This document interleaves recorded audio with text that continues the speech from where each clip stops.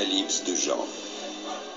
Révélation de Jésus-Christ que Dieu lui a donnée pour montrer à ses serviteurs les choses qui doivent arriver bientôt et qu'il a fait connaître par l'envoi de son ange à son serviteur Jean, lequel par sa vision a attesté la parole de Dieu et le témoignage de Jésus-Christ. Heureux celui qui lit, heureux ceux qui entendent les paroles de la prophétie et qui gardent les choses qui y sont écrites, car le temps est proche. Jean est aux 7 églises qui sont en Asie. Que la grâce et la paix vous soient données de la part de celui qui est, qui était et qui vient, et de la part des 7 esprits qui sont devant son trône. De la part de Jésus-Christ, le témoin fidèle, le premier-né des morts, le prince des rois de la terre. À celui qui nous aime, qui nous a délivrés de nos péchés par son sang, qui a fait de nous un royaume et des sacrificateurs pour Dieu son Père. À lui soit la gloire et la puissance au siècle des siècles. Amen. Voici, il vient avec les nuées et tout œil le verra, même ceux qui l'ont percé. Toutes les tribus de la terre se lamenteront à cause de lui. Oui, Amen. Je suis l'alpha et l'oméga, dit le Seigneur Dieu, celui qui est, qui était et qui vient, le Tout-Puissant.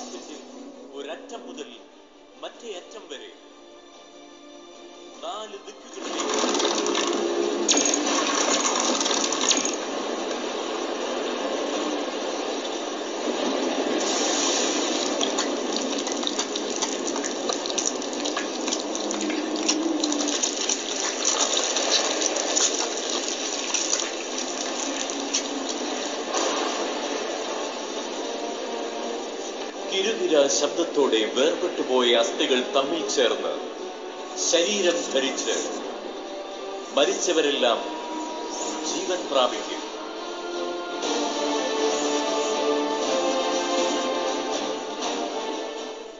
നല്ലതോ ചീത്തയോ ആയ ഏത് നിഗൂഢ പ്രവൃത്തിയും ദൈവത്തിന്റെ നീതിപീഠത്തിന് മുൻപിൽ വെളിപ്പെടും.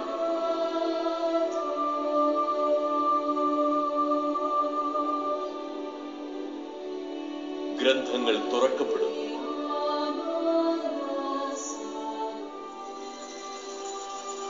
ചെറിയവരും വലിയവരും ഒരുപോലെ യേശുക്രിസ്തുവിന്റെ സിംഹാസനത്തിന് മുൻപിൽ നിൽക്കേണ്ടി വരും.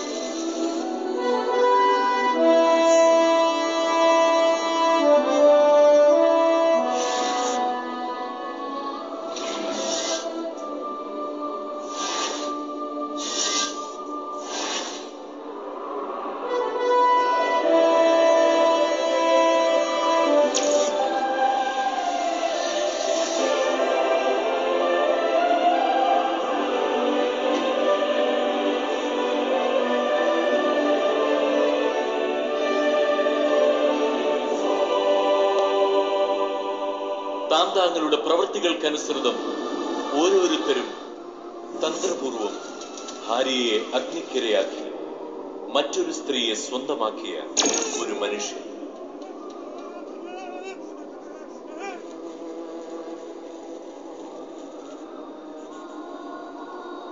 നിരാലംബരെ അവഗണിക്കുകയും പണം ധൂർത്തടിച്ച് സുഖലോലുപനായി ജീവിക്കുകയും ചെയ്തു.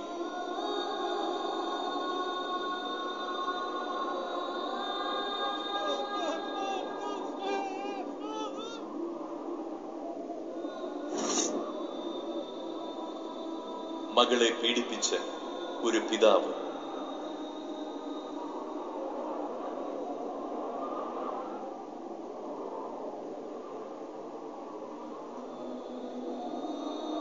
വ്യഭിചാരിണിയായ ഒരു സ്ത്രീ.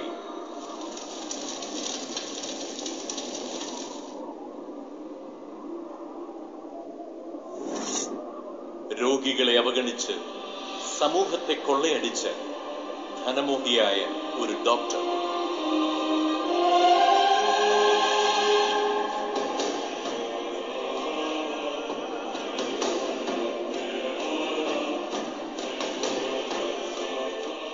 മനുഷ്യനിർമ്മിതമായ വിഗ്രഹങ്ങളെ ദൈവങ്ങളായി ആരാധിക്കുവാൻ ജനങ്ങളെ പ്രേരിപ്പിച്ച ഒരുവൻ.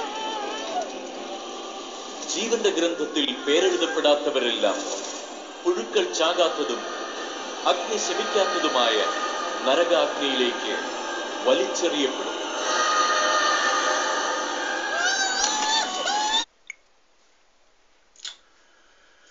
Bonjour à tous. Comme vous venez de le voir dans la vidéo, on parle du jugement dernier. C'est un épisode qui, dans l'eschatologie chrétienne, annoncerait le jugement de tous les humains.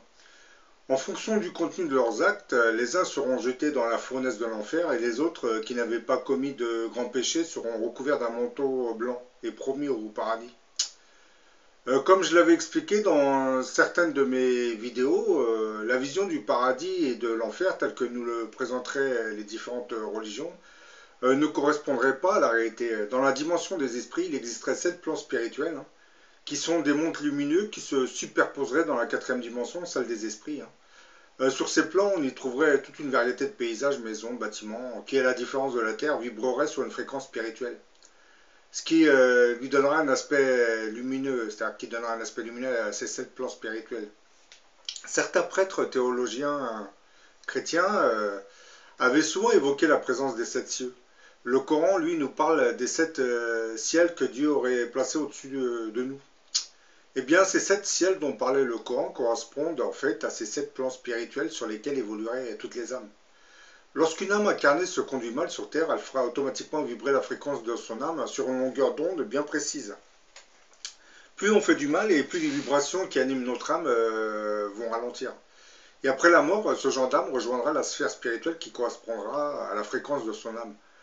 Dans ce cas, cette âme se retrouvera intégrée sur les plans du bas astral, qui correspond à ce que les religions appellent l'enfer. Dans ce bas astral, dont la lumière de Dieu parvient à peine, on y retrouve des paysages ténébreux, tels que vous pouvez en voir dans certains films fantastiques américains. Beaucoup d'âmes qui errent dans ce bas astral siègent entre autres des esprits de la nature, que vous connaissez sous les noms divers, tels que gnomes, elfes, ondines, etc. etc. Ont tendance à venir se réfugier dans les cavernes. Je parle bien entendu des âmes de désincarnés, parce que dans ce bas astral, il y a beaucoup de cavernes où les âmes y séjournent. Beaucoup d'âmes dont la fréquence vibratoire les maintient dans ce lieu, dit le bas astral, y camperaient pour ensuite venir posséder le corps des vivants afin d'assouvir leur penchant matériel qu'ils avaient connu lors de leurs incarnations terrestres. Dans ce bas astral, il existerait entre autres une multitude de bâtiments où seraient enfermés des groupes d'âmes qui s'étaient conduits en véritables criminels de guerre lors de leurs incarnations terrestres. Et au-dessus de la première sphère spirituelle, il existerait la deuxième sphère qui, elle, commence à recevoir un peu plus de lumière que celle du bas astral. Dans cette deuxième sphère, les paysages paraissent beaucoup plus lumineux. Les âmes qui y vivraient dans des villages, et on y trouve entre autres des bâtiments qui sont destinés à la réincarnation des âmes sur Terre. Lors des expériences de mort imminente, certaines âmes qui franchissent le tunnel se retrouvent en général dans la deuxième sphère spirituelle. Ce genre d'âmes n'ont pas commis de grands péchés sur Terre, donc la fréquence vibratoire qui anime leur âme est accélérée. La montée de sphère en sphère s'effectue par les épreuves de la réincarnation. Plus on devient gentil lors de nos incarnations, et plus on va accélérer la fréquence vibratoire de notre âme, ce qui bien entendu augmentera sa puissance énergétique et fera monter l'âme d'une sphère spirituelle. Après la 5e et 6e sphère spirituelle, les âmes commencent à évoluer sans devoir passer par le stade de la réincarnation. Beaucoup de ces âmes évoluées intègrent les bâtiments de la 2e sphère destinée à la réincarnation. Ils secondent en quelque sorte le travail des anges. Lorsque des hommes ou femmes sont victimes d'accidents sur Terre et qu'ils font des expériences de mort imminente, ils se retrouvent en train de franchir un tunnel qui les conduira vers la 2e sphère spirituelle. Ils sont souvent accueillis par des proches qu'ils avaient connus sur Terre mais qui sont aujourd'hui décédés. Et pendant les retrouvailles, des êtres de lumière viendront pour demander à l'âme de regagner la Terre car son heure n'était pas encore arrivée. Eh bien, ces êtres de lumière, du moins certains d'entre eux, ne sont que des âmes qui ont évolué, qui ont approché la 5e et 6e sphère. Donc, ils sont missionnés pour descendre travailler dans les bâtiments qui vont permettre à certaines âmes de se réincarner ou d'accueillir l'âme des défunts. Mais bon, revenons un peu à notre jugement dernier. Au centre de l'univers, dans un lieu gardé par la Providence, sans temps ni espace, serait en fait enregistrée la mémoire de toute l'histoire de l'univers, des civilisations, mais aussi de chaque être humain. Tous les événements cosmiques qui ont lieu dans l'univers seraient enregistrés puis compilés dans cette vaste bibliothèque sacrée qu'on appelle les archives akashiques. C'est en quelque sorte la mémoire de l'univers, parce qu'elle renfermerait toutes les étapes évolutionnaires de l'univers, ses changements, ses cataclysmes et son histoire. L'Akasha fonctionnerait comme la boîte noire d'un avion à l'échelle de l'univers. La mémoire de tout ce qui s'est passé de vie en vie y est enregistrée et consignée dans des livres de vie individuels, protégés par les maîtres akashiques qui sont les anges. Cette bibliothèque de l'univers ou archive akashique, que l'on appelle aussi la mémoire de l'âme, sera aussi un lieu spirituel où seront enregistrées les archives de la vie de chaque être humain, le bien qu'il a fait, le mal, ses erreurs, ses réussites, ses différentes incarnations, ses dettes karmiques payées ou non. Akasha, c'est un mot sanskrit qui désigne l'éther, la matière universelle et primordiale à partir de laquelle toutes les choses auraient été et continuent à être formées. C'est l'énergie qui assemble tout dans l'univers et le pénètre partout. L'éther est cette énergie primordiale qui aurait contribué à la création des étoiles et des planètes, car sous une impulsion divine, l'éther universel se mettra à vibrer, entraînant vers lui des milliards et des milliards de particules d'hydrogène qui se mettront à tournoyer pour former une énorme masse incandescente qui sera la source de notre système solaire. L'éther universel serait l'un des éléments primordiaux constituant la matrice énergétique des pages composant les livres qui sont compilés dans cette bibliothèque de Dieu qu'on appelle archive akashique. Ces archives akashiques représenteraient une empreinte énergétique de toute pensée, action, émotion et expérience qui n'ait jamais eu lieu dans le temps et l'espace. Elles sont un dépôt d'informations holographiques, éthériques, pour la conscience humaine dans le passé, le présent et les potentiels pour l'avenir. Ce livre est tellement vaste qu'il ne pourrait jamais exister physiquement. Il est donc enregistré sous une forme d'énergie spirituelle,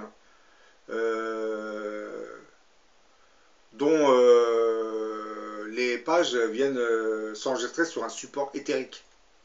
C'est pour cette même raison que les informations que nous recevons des archives akashiques sont codifiées dans un langage de lumière. Chaque pensée, chaque action, chaque événement, tout est enregistré dans les archives akashiques. Chaque âme possède ses propres archives. Et c'est là que sont conservées les mémoires de chaque vie passée sur Terre.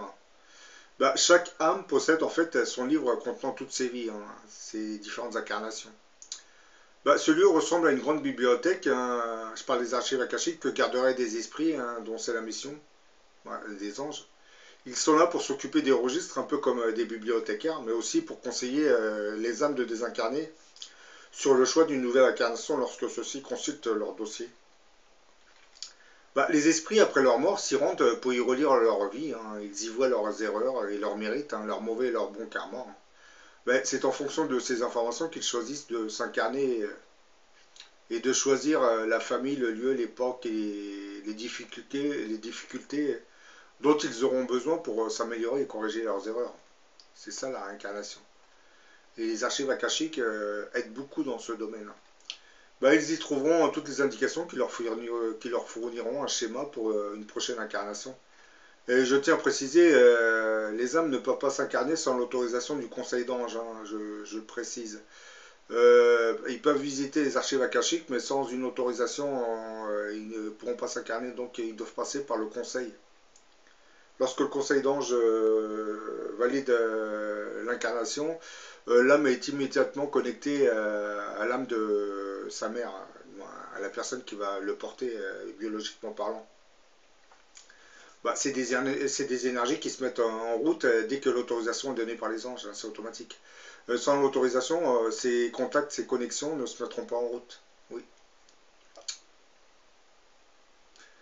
Telle une bibliothèque terrestre, ces archives akashiques peuvent être consultées par des visiteurs, que ce soit des âmes incarnées ou désincarnées. Et toute consultation doit être faite toujours dans un but d'aide et d'amélioration, que ce soit pour soi-même ou pour une autre personne. C'est pour cette raison que des personnes comme Edgar Cayce et Aaron Abramson avaient pu s'y rendre de leur vivant. Les esprits guides, dont l'ambition est de communiquer avec le plan terrestre, peuvent également avoir accès à ces renseignements quand ils sont sollicités par l'intermédiaire d'un médium. Ils se rendent alors aux archives akashiques, retrouvent le livre du consultant et retransmettent les informations qu'ils élisent au médium. Le gros médium américain, Edgar Cayce, qui je le pense était missionné par Dieu, venait souvent se promener dans ce genre de bibliothèque car il en avait l'autorisation. Sa mission première consistait à faire connaître au monde l'existence de l'âme et de la réincarnation. Et surtout nous apprendre l'existence de l'ancienne civilisation de l'Atlantide. Et lors d'une conférence qu'il donnera en 1931 au Case Hospital, il nous donnera une brève description de ce qu'est cette bibliothèque de l'univers. Bon, je dirais la bibliothèque de Dieu, carrément. Bon, là, je vous cite ce que Edgar Cayce disait. Laissez-moi maintenant vous parler d'une expérience personnelle. J'ai eu l'impression d'une expérience particulièrement réelle qui pourrait donner une assez bonne idée de ce qui se passe au moment de la mort. Pour autant qu'il soit possible d'en parler avec de simples mots, une fois pour obtenir des informations concernant l'individu et me rendant donc au niveau du subconscient, j'eus la pression de sortir de mon corps. Devant moi, il y avait une espèce de ligne droite, étroite et droite, comme un rayon de lumière blanche. De chaque côté de cette ligne, il y avait du brouillard et de la fumée, ainsi que de nombreuses silhouettes qui semblaient implorer mon secours, me demandant de venir sur le plan qu'elles occupaient. Au fur et à mesure que je suivais le rayon de lumière, le chemin commença à s'éclaircir. De chaque côté, les silhouettes devenaient toujours plus distinctes, elles prenaient une forme précise, mais sans cesse, on me rappelait que on tentait de m'écarter de mon chemin pour me faire oublier le but de ma mission. Pourtant, avec les 3 passages qui s'ouvraient en avant de moi, je continuais à avancer tout droit. Après quelques instants, je passais à un endroit où les silhouettes n'étaient plus que des ombres qui essayaient de me pousser en avant plutôt que de m'arrêter.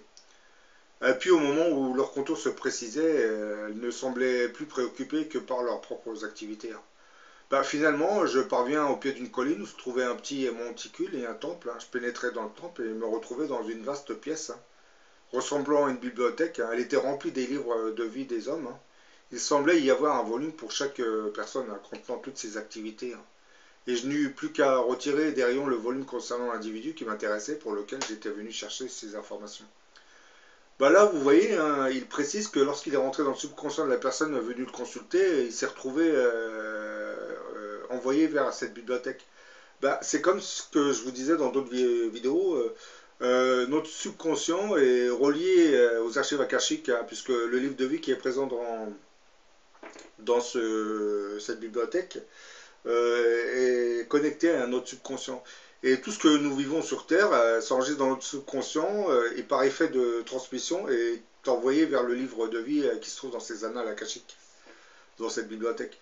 Ça fait que tout ce que vous allez vivre aujourd'hui, demain, après-demain, dans le futur, vous l'enregistrez dans votre subconscient et votre subconscient l'envoie par transmission d'énergie vers le livre de vie qui est présent dans la bibliothèque.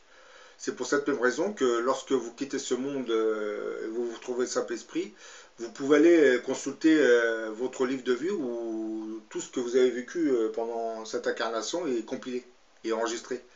Et bien entendu, c'est une projection holographique que vous aurez devant vous, puisque l'enregistrement est fait sous forme d'énergie éthérique. Bon, lorsque la Bible parle du livre de vie de chaque âme, elle parle de cette fameuse bibliothèque de l'univers où sont compilés l'enregistrement de la vie de toutes les âmes. Le jugement dernier se fera logiquement par l'intermédiaire de cette matrice énergétique qu'on appelle les archives akashiques, puisque comme vous le savez, le subconscient, toutes les âmes ont un subconscient et pour juger quelqu'un, il faut rentrer dans son subconscient pour voir ce qu'il a fait de sa vie. Donc, on rentre dans son subconscient ou on va chercher le livre de vie. Dans la vidéo que vous venez de voir, c'est bon, on va puiser le livre de vie pour voir ce que la personne a fait de son vivant. N'oublions pas de préciser que le subconscient qui enregistre toute l'activité de notre âme sur Terre est connecté à notre livre de vie, présent dans cette bibliothèque de Dieu. Bon, là, je vais vous donner quelques versets bibliques qui évoquent ce livre de l'âme. Bon, Apocalypse, chapitre 20, verset 15. Quiconque ne fut pas trouvé écrit dans le livre de vie fut jeté dans les temps de feu. Luc, chapitre 10, verset 20. Cependant, ne vous réjouissez pas de ce que les esprits vous sont soumis, mais réjouissez-vous de ce que vos noms sont écrits dans les cieux. Apocalypse, chapitre 3, verset 5. Celui qui vaincra sera revêtu ainsi de vêtements blancs. Je n'effacerai point son nom du livre de vie, et je confesserai son nom devant mon Père et devant ses anges. Psaume, chapitre 139, verset 16. Quand je n'étais qu'une masse informe, tes yeux me voyaient et sur ton livre étaient tous inscrits les jours qui m'étaient destinés avant qu'aucun d'eux n'existât.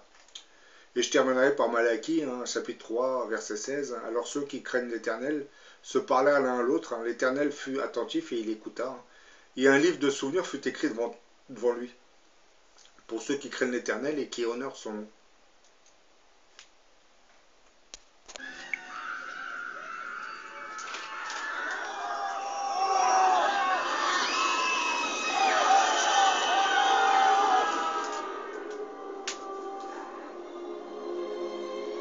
ജീവന്റെ ഗ്രന്ഥവും തുറക്കപ്പെടും.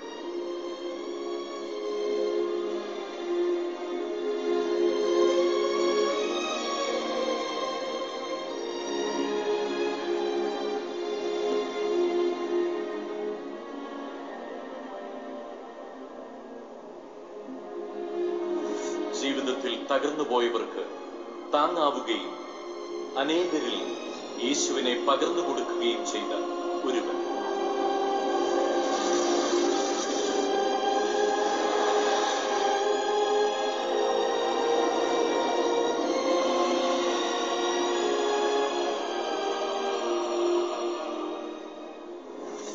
ഇല്ലായ്മയിൽ നിന്നും സുവിശേഷത്തിനു വേണ്ടി സഹായിക്കുകയും ദൈവവചനപ്രകാരം ജീവിക്കുകയും ചെയ്ത ഒരു സ്ത്രീ.